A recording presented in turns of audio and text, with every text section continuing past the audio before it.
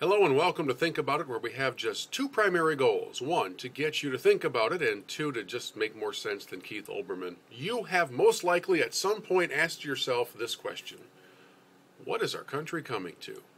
Well, I think today's headlines provide the answer. This story comes to us from the intellectual bastion of America, Columbus, Ohio, where the Buckeyes always set such a stellar example for personal conduct.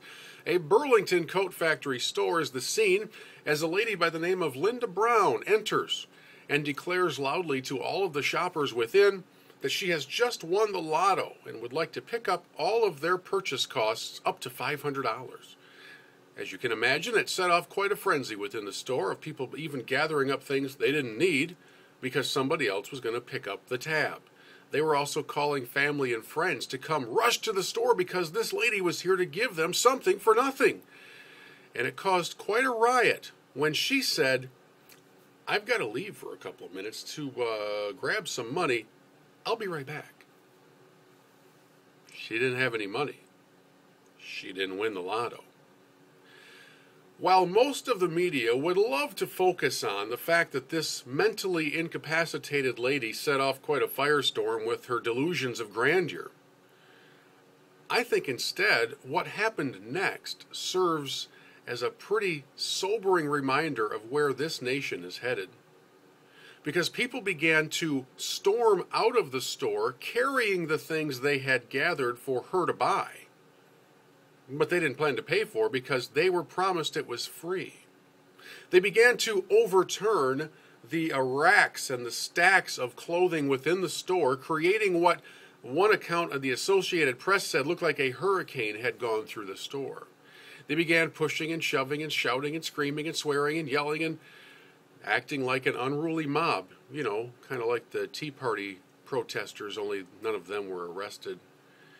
And above all else, they took it out on the store, the fact that this deranged lady had made promises.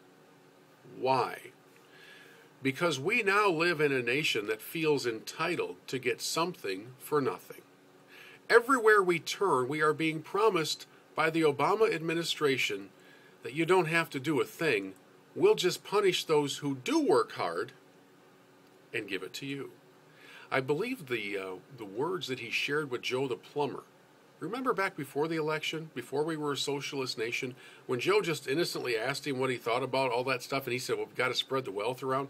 That's what it is. And so now, and this story could have happened in a number of cities, although I do find it sort of ironic that it happened in Columbus, Ohio, where culture hasn't yet arrived.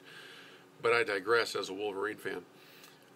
I find it amazing that people, instead of saying, "Oh man, well, hey, that was kind of fun while it lasted. I'm going to put my stuff back on the rack now. No offense to anybody. I didn't bring $500 with me, and I thought it was going to work." Instead of doing that, instead of acting like civilized people, they rioted in the store. They took it out on the workers of the store who probably were making barely above minimum wage and now are cleaning up the mess of a society run amok because we all want something for nothing. If you think a few winter jackets will set off a riot like that when the promised purchase isn't delivered, try it with health care. You've seen the promises. You've heard the bold claims. You really believe that? You really believe that for the first time in the history of America, government's going to administer a massive program properly? If so, why don't you run down to Columbus, Ohio, to the Burlington coat factory?